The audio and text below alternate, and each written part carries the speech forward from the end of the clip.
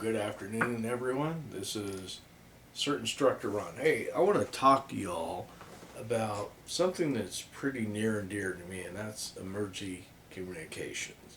And why is that so near and dear to me? Well, I would say a general class operator is a ham operator.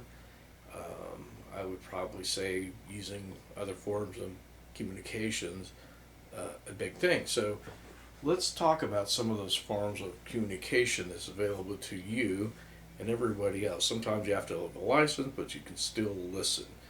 So what that means is if you were in an emergency, you could use a ham radio only if your life or property are in immediate danger, like you were locked in your cellar and water was coming in and your phone didn't work, then you know you could use it. But just to get on the radio and talk, you can't use it. So they're good. There's things we're going to talk about. We'll start out with using Zello.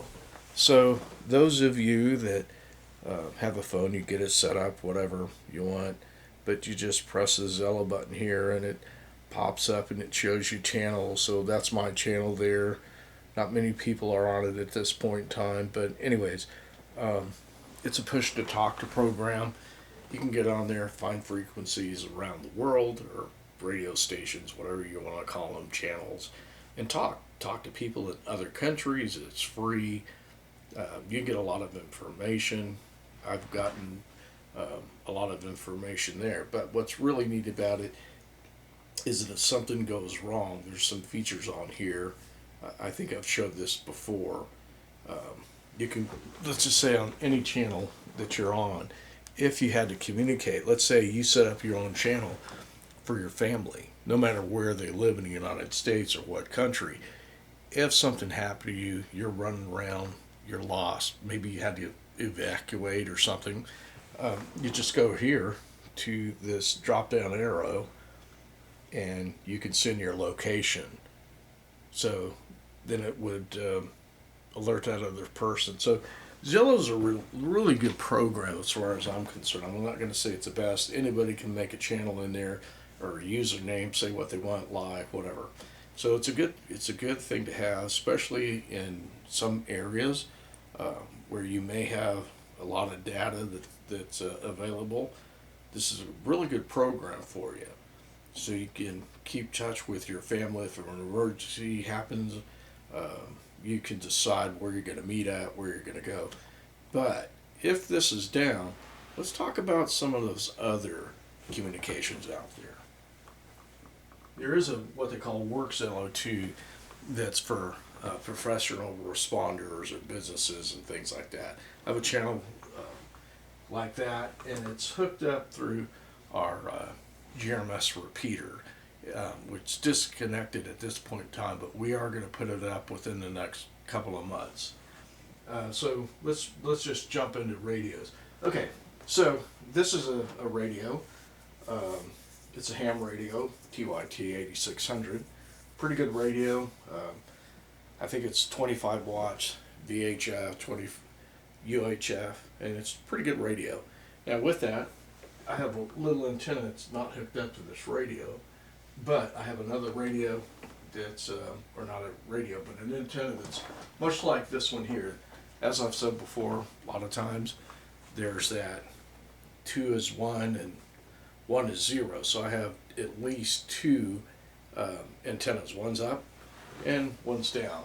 This is an extra one. Same thing here. With this, I can hook up to this radio if I need to, mag mount, whatever. Needs to be grounded. Anyways, this is a can I built to keep stuff in it, so I can hook it up to this radio or this radio if I need to be. This radio, UV5R, they're pretty cheap. So if data goes down, I don't have Zello, or all of a sudden lightning strikes or something happens and, well, that radio is shot, I can go here. I can use this radio. I'm going to be limited. Probably going to talk to the repeater. I'm not going to talk a long ways, but this antenna is going to help out. This one not so much.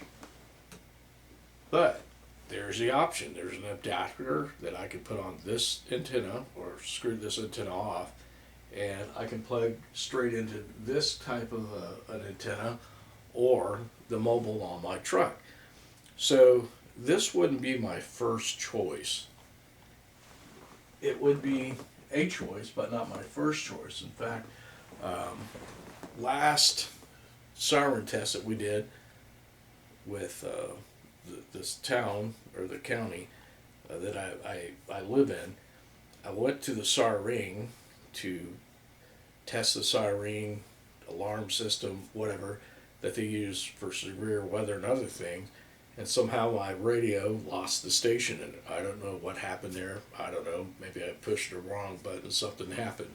So thank God that I had my other radio with me that was handheld. So what I had to do is basically use an adapter that I keep with the radio and use my mobile antenna to do the test with.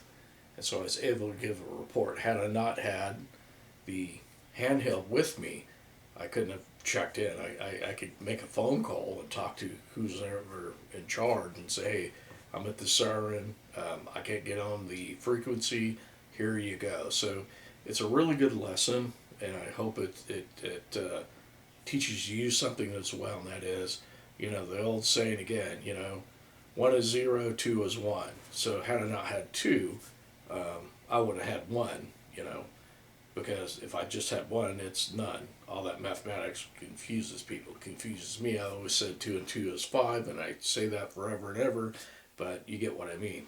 So you can see these are several ways that you can communicate with others when either the power goes down, it's a long-term event, or whatever. Data can, disappear on you. So there's a lot of things that can happen. But I just say this, that any means of communications that you have, and you have just, one, you're doomed for failure at some point in time. I've seen these things fail in ridden areas, like let's say with flooding or fires. So it's basically useless a paperwork. When I worked more back in 2013, the frequencies or whatever were so jammed up you couldn't even make a phone call. You could send a text, but a lot of times those frequencies that are available for the cell phones are going to be greatly diminished. So next step, ham. It's reliable. GMRS is not so reliable, but it's available out there in some places, not everywhere, but ham is. And that's the difference. So if you really need to get information, communicate, this is going to be the standard ham radio. That's what they're going to do. Put up towers or whatever they need to do to get that information out. So a lot of times when there's large disasters, they're going to use ham radio. And so even if you don't have a license, okay, you can listen in. And like I said, worst case scenario, if you're stuck in your cellar, water's coming in, gonna drown you, you can't get out, your phone isn't working, it can't work, then you could call for help, and that would be legal.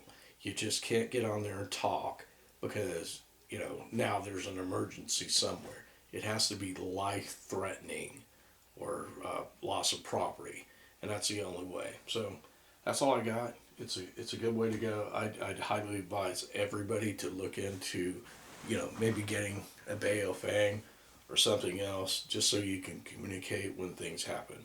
And that's all I got. It's good info, I hope. And like and subscribe. If you got comments, please let me know. This is CERT Instructor Ron. I'll catch y'all later. Bye.